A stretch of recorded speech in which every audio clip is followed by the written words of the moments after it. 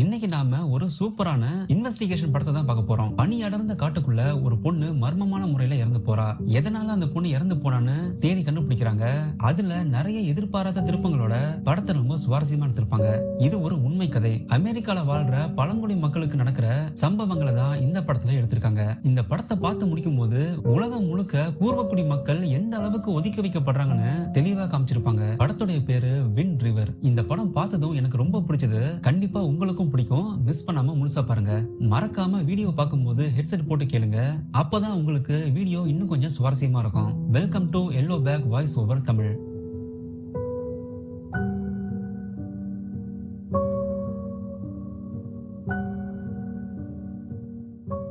நடு ராத்திரி பனி படர்ந்த அடர்ந்த காடு. அங்க தனியா ஒரு பொண்ணு ஓடிக்கிட்டு இருக்கா. அந்த அடர்ந்த பனில காலணிகள் கூட இல்லாம வெறும் கால்ல உயிருக்கு பயந்து ஓடிக்கிட்டு இருக்கா. அங்க அவளை காப்பாத்த யாருமே இல்ல.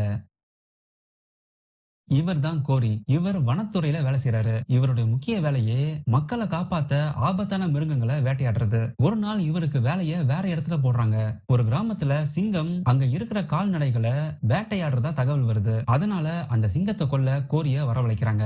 அந்த ஊருக்கு போகும்போது கோரி தன்னுடைய பையனையும் கூட கூட்டிட்டு போறாரு. அவருடைய பையன் இப்போ மனைவி கூட தான் இருக்கான்.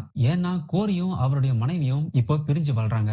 சிங்கத்தை வேட்டையாட அவர் போற ஊர் பேரு தான் விண்ட் ரிவர். அந்த ஊர்ல தான் அவருடைய மாமனார் இருக்காரு. பேரனை பார்த்ததும் ஓடி வராரு. என்ன இவரு அமெரிக்கன் மாதிரியே இல்லையே, பார்க்க வித்தியாசமா இருக்காருன்னு பாக்குறீங்களா? உண்மையிலேயே பூர்வக்குடி அமெரிக்கர்கள் இப்படிதான் இருப்பாங்க. நாம நினைக்கிற மாதிரி வெள்ளையா இருக்க மாட்டாங்க. இவங்க தான் உண்மையான அமெரிக்கர்கள். அவங்க பண்ணையில ஒரு ஆடு செத்து இருக்கிறத கோரி கவனிக்கிறாரு. அந்த ஆடை ஒரு சிங்கம் கொண்டு இருக்கு. அதை தாண்டி வேட்டையாடணும்னு சொல்றாங்க. அப்ப கோரி அங்க இருக்கிற கால் தடங்களை ஒத்து பாக்குறாரு. அதை வச்சு இந்த ஆடை கொன்னது ஒரு சிங்கம் இல்ல, மொத்தம் 3 சிங்கம். ஒரு பெண் சிங்கம் 2 குட்டி சிங்கம் இருக்குன்னு சொல்றாரு. பெண் சிங்கம் அதோட குட்டிகளுக்கு வேட்டையாட சொல்லி தருது. அதனால தான் ஆடை முழுசா சாப்பிடாம பாதியிலே விட்டுட்டு போயிருக்குன்னு சொல்றாரு. சின்ன சின்ன தடயங்களை வச்சு எல்லா தகவலையும் துல்லியமா சொல்றாரு. தடயங்களை கண்டுபிடிக்கிறதுல கோரி ஒரு எக்ஸ்பர்ட். மறுநாள் சிங்கத்தை வேட்டையாட கிளம்புறாரு. கையில துப்பாக்கி எடுத்துக்கிட்டு சிங்கத்தை தேடி போறாரு. அந்த இடம் முழுக்க பனிக்காடுகளா தான் இருக்கு. அப்ப ஒரு இடத்துல ரத்த கரைகள் இருக்கிறத கவனிக்கிறாரு. அங்க இருக்கிற கால் தடத்தை பின்தொடர்ந்து போனா தூரத்துல யாரோ இருக்காங்க. உடனே கோரி அங்க போய் பாக்குறாரு. அங்க ஒரு இறந்த பொண்ணுடைய உடல் இருக்கு. அந்த பொண்ணு வேற யாரும் இல்ல, ஆரம்பத்துல தனியா ஓடுன ஒரு பொண்ணை பார்த்தோம்ல, அந்த பொண்ணு தான். அந்த உடலை பார்த்ததுமே கோரி கலங்கி போறாரு.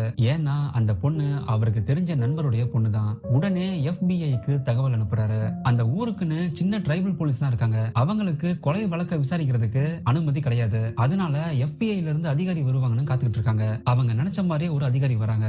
அவங்க தான் ஜேன், FBI ஏஜென்ட். அவங்கள பார்த்ததுமே எல்லாரும் ஷாக் ஆகுறாங்க. ஏன்னா அங்க பனி பயங்கரமா பொழியுது. ஆனா ஜேன் சாதாரண உடைய போட்டுட்டு வராங்க. வந்ததுமே நான் தான் ஜேன், FBI ஏஜென்ட். அந்த பொண்ணு கேஸ விசாரிக்க வந்திருக்கேன். பாடி எங்க இருக்குன்னு கேக்குறாங்க. அதுக்கு டிரைபல் போலீஸ், பாடி இங்க இல்ல, இங்க இருந்து 5 மைல் தள்ளி தான் இருக்கு. ஆனா அங்க போறதுக்கு முன்னாடியே நீங்க உறைஞ்சு போயிருவீங்கன்னு சொல்றாரு. ஜேனுக்கு கோரி வீட்ல இருந்து அவருடைய பொண்ணோட ட்ரெஸ்ஸ கொடுக்குறாங்க. இந்த இடத்துக்கு வரும்போது ஸ்வெட்டர் பூட்ஸ் எல்லாம் போட்டுட்டு வரணும்னு தெரியாதான்னு கேக்குறாங்க. அதுக்கு ஜேன், நான் லாஸ் ஏஞ்சல்ஸ் சிட்டில வேலை செய்யறேன். நான் இது வரைக்கும் இந்த மாதிரி இடத்துக்கு வந்ததே இல்ல. இந்த கேஸை விசாரிக்கிறதுக்காக என்ன மட்டும் அனுப்பியிருக்காங்க. இந்த இடம் எப்படி இருக்கும்னு எனக்கு தெரியாது.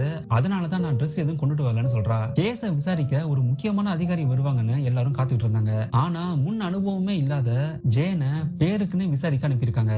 ஜேனை கூட்டிட்டு பாடி இருக்கிற இடத்துக்கு போறாங்க. அந்த பொண்ணோட உடம்ப பார்த்ததுமே ஜேன் ஷாக் ஆகுறா. இந்த இடத்துக்கு பக்கத்துல ஏதாச்சும் வீடு இருக்கான்னு கேக்குறா. அதுக்கு போலீஸ் இங்க இருந்து 1/2 மணி நேரம் டிராவல் பண்ற அளவுக்கு எந்த ஊருமே கிடையாதுன்னு சொல்றாங்க. அப்ப ஜேன், அப்ப எப்படி ஒரு பொண்ணு நடு ராத்திரி தனியா ஷூ கூட போடாம வெறும் கால பனியில இவ்வளவு தூரம் வந்திருக்கா? இது எப்படி சாத்தியம்னு கேக்குறா. அதுக்கு போலீஸ், பக்கத்துல கொஞ்சம் தூரம் தள்ளி ஒரே ஒரு வீடு இருக்கு, அதை தவிர இங்க வேற எந்த பில்டிங்குமே இல்லைன்னு சொல்றாங்க. இறந்த பொண்ணோட உடம்புல நிறைய ரத்த காயங்கள் இருக்கு. அதனால ஜேன் இந்த கேஸ கொலை வழக்கா பதிவு பண்ண சொல்றா. அப்ப கோரி ஜேன் கிட்ட தடயங்களை காமிக்கிறான். அந்த பொண்ணு ரொம்ப தூரம் தனியா ஓடி வந்திருக்கா. ஒரு கட்டத்துல ஓடி வரும்போது அதிகமான குளிர்ந்த காத்து அவன் நுரையீரலுக்குள்ள போயிருக்கு. அதனால அவன் நுரையீரலே உறைஞ்சு போயிருக்கு. அதுல மயங்கி கீழே விழுந்திருக்கா. இங்க இருந்து முடிஞ்ச அளவுக்கு தவழ்ந்து போயிருக்கா. ஒரு கட்டத்துல அவன் நுரையீரல் வெடிச்சு இறந்து போயிட்டான்னு சொல்றாரு. இத பார்த்து ஜேன், உங்களுக்கு எப்படி இதெல்லாம் தெரியுது? நீங்க இங்க எத்தனை வருஷமா இருக்கீங்கன்னு கேக்குறா. அதுக்கு கோரி, நான் இங்க பல வருஷமா இருக்கேன். என்னுடைய வேலையே தடயங்களை கண்டுபிடிச்சு வேட்டையாடுறதுன்னு சொல்றாரு. அப்ப ஜேன், நான் சிட்டில வேலை பார்த்தவ, எனக்கு இங்க எந்த அனுபவமும் இல்ல. இந்த கேஸை விசாரிக்க நீங்க உதவி பண்றீங்களான்னு கேக்குறா. அதுக்கு கோரியும் ஒத்துக்கிறாரு. இறந்த பொண்ணோட உடலை மெடிக்கல் எக்ஸாமினேஷனுக்கு அனுப்புறாங்க. டாக்டர் அந்த பொண்ணுக்கு என்ன நடந்திருக்குன்னு விவரமா சொல்ல ஆரம்பிக்கிறாரு. யாரோ இந்த பொண்ணை தலையில பலமா தாக்கியிருக்காங்க. அந்த தாக்குதல்னால அந்த பொண்ணுடைய மண்டை உடைஞ்சிருக்கு. அது மட்டும் இல்ல 2 நெஞ்சு எலும்பும் உடைஞ்சிருக்குன்னு சொல்றாரு. பனியில ரொம்ப தூரம் ஓடி வந்ததால அவருடைய கை கால்கள்ல ஃப்ராஸ்ட் பைட் வந்திருக்குன்னு சொல்றாரு. ஃப்ராஸ்ட் பைட்னா அதிக குளிர்னால உயிரோட இருக்கும் போதே கை கால்கள் உறைஞ்சு போயிடும். கால் விரல்கள் உறைஞ்சு போய் ரொம்ப வலியோட அந்த பொண்ணு நடந்திருக்கணும்னு சொல்றாரு. அது மட்டும் இல்ல அந்த பொண்ணு ரேப் பண்ணிருக்காங்க. அந்த பொண்ணுடைய உறுப்பு பயங்கரமா செதஞ்சு போயிருக்கு. ஒருத்தர் இல்லனா பல பேர் அந்த பொண்ணை ரேப் பண்ணிருக்கணும். இதுக்கான DNA டெஸ்ட் நான் அனுப்பியிருக்கேன். அது வரதுக்கு 6 வாரம் ஆகும்னு சொல்றாரு. கடைசியா ஜேன் காஸ் ஆஃப் டெத் என்னன்னு கேக்குறா. அதுக்கு டாக்டர் இந்த பொண்ணுடைய நுரையீரல்ல குளிர்ந்த காத்து போய் நுரையீரலே உறைஞ்சு போயிருச்சு. அதனால நுரையீரல் வெடிச்சு இறந்து போயிருக்கான்னு கோரி சொன்ன அதே காரணத்தை சொல்றாரு. அதுக்கு ஜேன் இந்த பொண்ணை யாரோ கொண்டு இருக்காங்க. நீங்க ரிப்போர்ட் தரும்போது யாரோ இவ்வளவு கொலை செஞ்சிருக்கான்னு போட சொல்றா. ஆனா டாக்டர் அதுக்கு ஒத்துக்கல. இந்த பொண்ணை கொலை பண்ணிருக்காங்கன்னு எல்லாருக்குமே தெரியும். ஆனா என்னால அப்படி எழுதி தர முடியாது. கொலை பண்ணாங்களா இல்லையாங்கிறத நீங்க தான் கண்டுபிடிக்கணும். என்னால அப்படி சொல்ல முடியாது. இந்த பொண்ணு நுரையீரல் பாதிச்சுதான் இறந்திருக்கான்னு தான் நான் ரிப்போர்ட் தருவேன்னு சொல்றாரு. அதுக்கு ஜேன் நீங்க கொலை வழக்குன்னு ரிப்போர்ட் கொடுத்தா மட்டும்தான் இந்த கேஸை விசாரிக்க நிறைய போலீஸ் வருவாங்க. இல்லனா இந்த கேஸ் அப்படியே க்ளோஸ் பண்ணி என்ன மறுபடியும் அனுப்பிடுவாங்கன்னு சொல்றா. ஆனா அப்பவும் டாக்டர் அதுக்கு ஒத்துக்கல. இதை கேட்டு ஜேன் செம கடுப்பாகிறா. இறந்த பொண்ணுடைய அம்மா அப்பா கிட்ட ஜேன் விசாரிக்க ஆரம்பிக்கிறா. ஆனா அவங்களுக்கு எதுவும் தெரியல. அவங்க பொண்ணு நடுராத்திரி ஏன் அங்க போனான்னு தெரியல. ஜேன் அவங்க கிட்ட நிறைய கேள்வி கேட்கறா. அப்ப போலீஸ் அவங்க ஏற்கனவே கஷ்டத்துல இருக்காங்க, இப்ப கேட்க வேணாம்னு சொல்றாரு. ஆனா ஜேன் விடாம விசாரிக்கிறா. இத பார்த்து அந்த பொண்ணோட அப்பாவும் கோபப்படுறாரு. அப்ப அங்க கோரி வராரு. கோரிய பார்த்ததுமே அந்த பொண்ணுடைய அப்பா கதறி அழுகுறாரு. சிட்டில வேலை செஞ்ச ஜேனுக்கு கிராமத்துல வாழ்ற மக்கள் கிட்ட எப்படி நடந்துக்கணும்னு கொஞ்சம் கூட தெரியல. கோரி அவர்கிட்ட பக்குவமா எல்லாத்தையும் எடுத்து சொல்றாரு. அப்ப அப்பா கோரி கிட்ட எனக்கு நீங்க ஒரு சத்தியம் பண்ணணும். என் பொண்ணை யார் இப்படி கொன்னானோ அவனை நீங்க அதே மாதிரி கொல்லணும்னு சொல்றாரு. அதுக்கு கோரியும் சத்தியம் பண்ணி கொடுக்கறாரு. பாடி கிடைச்ச இடத்துக்கு பக்கத்துல ஒரு வீடு இருக்கு. அந்த வீட்டுக்கு விசாரிக்க போறாங்க. அந்த வீட்டுல இப்ப தங்கி இருக்கிறது 2 அண்ணன் தம்பிங்க. அவங்க போதைப் பொருள் வியாபாரம் பண்றவங்க. அதனால ரொம்ப ஜாக்கிரதையா போறாங்க. கோரி அங்க ஏதாச்சும் தடயம் கிடைக்குதான்னு பார்க்க வீட்டுக்கு பின்பக்கமா போறாரு. கதவை தட்டி கூப்பிட்டதும் ஒருத்தன் வரான். முழு போதையில இருக்கான். போலீஸ பார்த்ததுமே பயப்படுறான். திடீர்னு ஜேன் முகத்துல பெப்பர் ஸ்ப்ரேவை அடிக்கிறான். அங்க இருந்து தப்பிச்சு ஓட பாக்குறான். அவனை துரத்திக்கிட்டே ஜேன் போறா. அப்ப அங்க துப்பாக்கி சூடு நடக்குது. அதுல ஜேன் அவனை சுட்டு கொன்னுடுறா. மீதி இருக்கிற ஆட்கள் வீட்டுக்கு பின்னாடி தப்பிக்க பாக்குறாங்க. அவங்கள அடிச்சு கோரி பிடிக்கிறாரு. அதுல ஒருத்தன் இறந்த பொண்ணுடைய அண்ணன். ஜேன் அவன்கிட்ட அவன் தங்கச்சியை பத்தி விசாரிக்கிறா. ஆனா போலீஸ் சொன்னதுக்கு அப்புறம் தான் அவன் தங்கச்சி இறந்ததே அவனுக்கு தெரிய வருது. தங்கச்சியை நினைச்சு கதறி அழுகுறான். இந்த கேஸ் பத்தி எந்த துப்பும் கிடைக்கவே இல்லைன்னு ஜேன் இப்ப குழம்பி போயிருக்கா. அப்ப கோரி உங்க கண்ணுக்கு எதிர்க்கவே நிறைய தடயங்கள் இருக்கு, நீங்க அதை கவனிக்காம விட்டுட்டீங்கன்னு சொல்றாரு. அந்த வீட்டுக்கு பின்னாடி ஒரு வண்டி போன தடயம் இருக்கு. பனி பொழிஞ்சு அந்த தடயம் பாதி அழிஞ்சிருக்கு. அப்படின்னா ஒரு நாளைக்கு முன்னாடி யாரோ இந்த பக்கமா போயிருக்காங்க. அந்த தடத்தை பின்தொடர்ந்து போனோம்னா கண்டிப்பா ஏதாச்சும் தடயம் கிடைக்கும்னு சொல்றாரு. 2 பேரும் வண்டி போன தடத்தை பின்தொடர்ந்து போறாங்க. ஆதாரம் ஏதாச்சும் கிடைக்குமான்னு தேடி போய் பாக்குறாங்க. ஆனா அவங்க எதிர்பார்க்காத ஒண்ண கண்டுபிடிக்கிறாங்க. அங்க இன்னொரு ஆணுடைய இறந்த உடல் இருக்கு.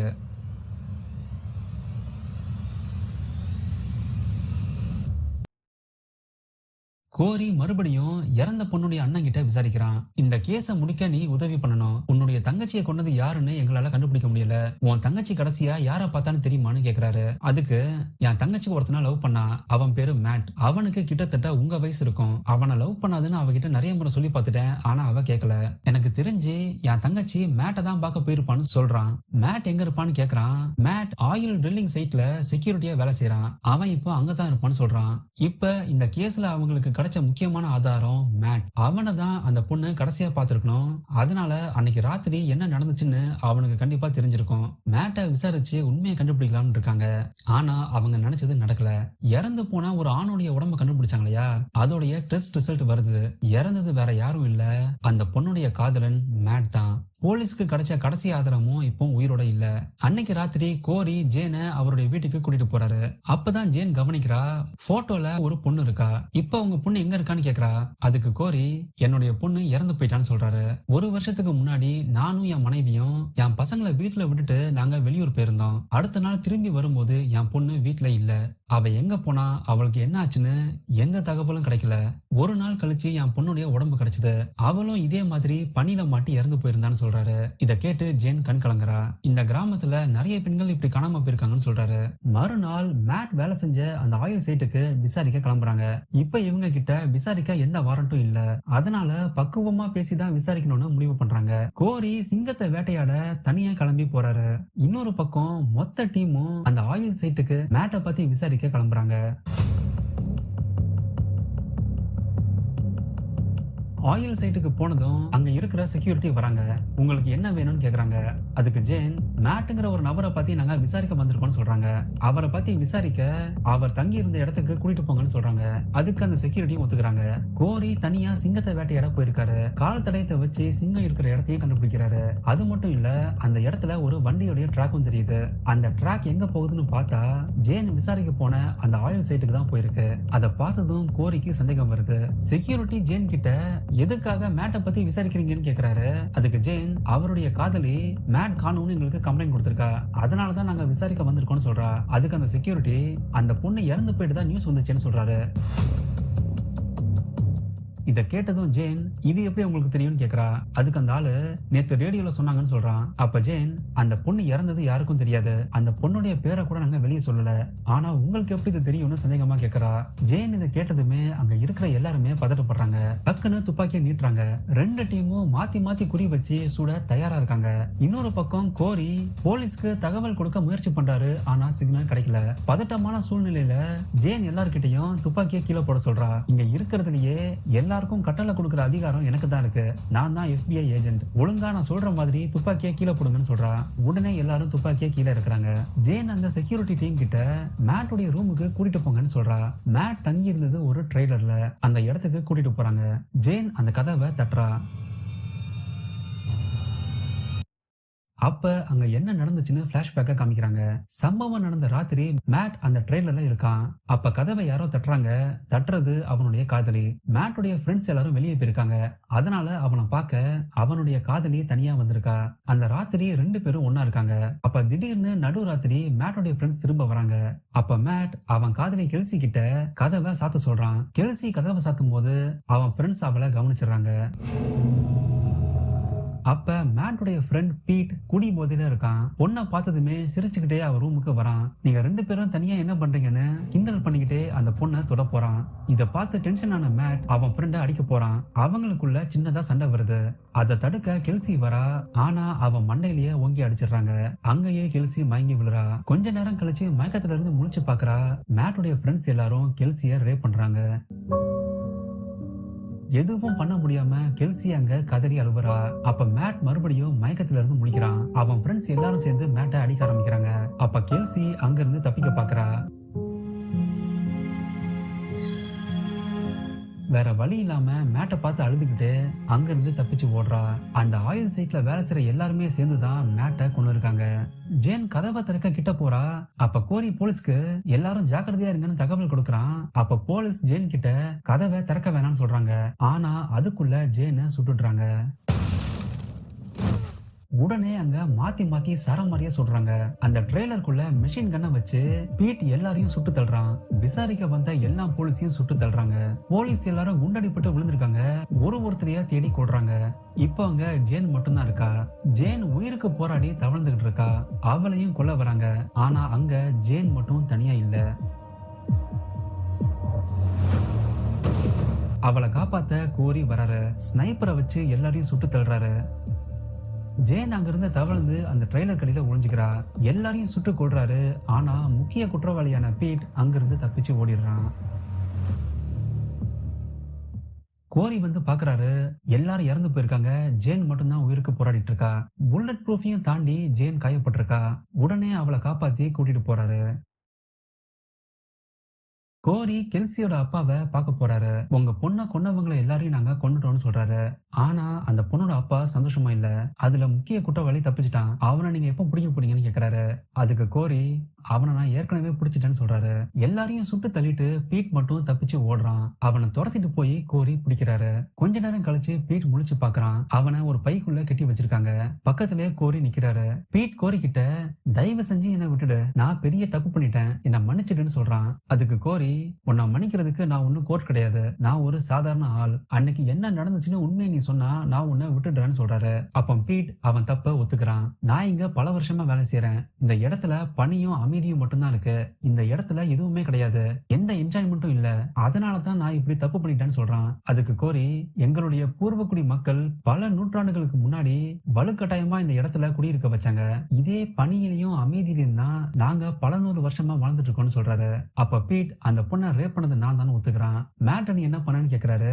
அதுக்கு அவன், நாங்க எல்லாரும் சேர்ந்து மேட்டை அடிச்சு கொண்டுட்டோம்னு சொல்றான். உண்மை நான் சொல்லிட்டேன், இப்ப என்ன விட்டுடுன்னு சொல்றான். கோரியும் அதுக்கு ஒத்துக்கிறாரு. அவன் இருக்கிற பைய திறந்து வெளியே வரான். பார்த்தா அவன் கால்ல பூட்ஸே இல்ல. இத பார்த்து ஷாக் ஆகுறான். என்னுடைய பூட்ஸ் எங்க, என்னுடைய கிளவுஸ் எங்கன்னு கேக்குறான். அதுக்கு கோரி, நான் சொல்ல மாற மாட்டேன். நீ உண்மையை சொன்னதால நான் உன்னை உயிரோட விடுறேன். அன்னைக்கு ராத்திரி கெல்சி தப்பிச்சு போகும்போது அவளும் இதே நிலைமையில தான் இருந்தா. அதே சான்ஸை இப்போ உனக்கு நான் தரேன். இப்படியே நடந்து போனா ஹைவே வரும், அங்கிருந்து நீ தப்பிச்சு போகலாம். கெல்சி ஒரு போராளி. அவ 10 மைல் நடந்து போனா.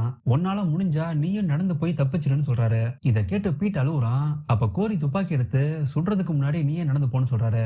அங்கிருந்து தப்பிச்சு போக பீட் வேகமா ஓடி போறான். கொஞ்ச தூரம் ஓடி போனதுமே அவனுக்கு மூச்சு வாங்குது. கால் எல்லாம் உறைஞ்சு போகுது. 600 மீட்டர் தான் கடந்து போறான். ஆனா மூச்சு திணறி கீழே விழுந்து நெஞ்சு வெடிச்சு இறந்து போறான். ஃபிட்டா இருக்கிற ஒரு போலீஸாலேயே 600 மீட்டர் கடக்க முடியலன்னா அந்த சின்ன பொண்ணு நடு ராத்திரி குளிர்ல 10 மைல் கடந்து போயிருக்கா. அவ எப்படி கஷ்டப்பட்டு இருப்பான்னு கொஞ்சம் யோசிச்சு பாருங்க. அவ தான் உண்மையான போராளி. இத கேட்டதும் கெல்சியோட அப்பா கோரியை கெட்டி பிடிச்சு அழுகுறாரு. ஜேனை ஹாஸ்பிட்டல்ல சேர்த்திருக்காங்க. கோரியை பார்த்து, நான் ரொம்ப லக்கி, அதனால தான் உயிர் பழச்சேன்னு சொல்றா. அதுக்கு கோரி, இது ஒன்னும் சிட்டி கிடையாது, சிட்டில தான் லக் இருக்கும், இங்க லக்குன்ற பேச்சுக்கு இடம் கிடையாது. ஒண்ணு நீ சாகணும், இல்ல போராடி உயிர் வாழணும், நீயும் ஒரு போராளி தானே சொல்றாரு. சிட்டில வாழ்ந்த ஜேனுக்கு அந்த மண்ணுடைய பூர்வக்குடி மக்கள் படுற கஷ்டம் அப்பதான் புரிய வருது. ஆரம்பத்துல கெல்சி 10 மைல் நடந்து போனதை ரொம்ப சாதாரணமா நினைச்சா. ஆனா அவளே அதை ஃபீல் பண்ணும் போதுதான் கெல்சி எவ்வளவு போராடி இறந்திருப்பான்னு அவ புரிஞ்சுக்கிறா. அமெரிக்கால இன்னைக்கு வரைக்கும் பூர்வக்குடி மக்களுக்கு இதான் நிலைமை. அமெரிக்கா மட்டும் இல்ல, உலகம் முழுக்க, ஏன் நம்ம ஊர்ல கூட இந்த மண்ணுடைய பூர்வக்குடி மக்களுக்கு இதான் நிலைமை. இதோட இந்த வீடியோ முடிவுக்கு வருது. இந்த படம் எப்படி இருந்துச்சுன்னு மறக்காம கமெண்ட்ல சொல்லுங்க. பார்த்துட்டு அப்படியே போயிடாதீங்க. மறக்காம நம்ம சேனலை சப்ஸ்கிரைப் பண்ணிக்கோங்க. பிடிச்சிருந்தா ஒரு லைக்கும் பண்ணுங்க. உங்க ஃப்ரெண்ட்ஸுக்கும் ஷேர் பண்ணுங்க. அடுத்த வாரம் இன்னொரு சூப்பரான படத்துல பார்ப்போம். நன்றி.